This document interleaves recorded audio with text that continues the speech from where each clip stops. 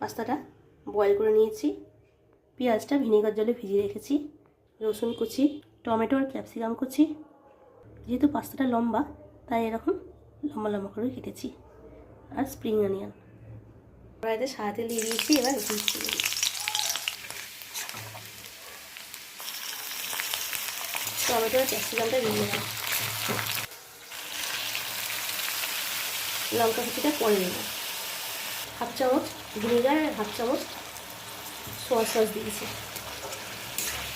এরপর পাস্তাটা যখন বয়েল করেছিলাম তখন নুন দিয়েছিলাম।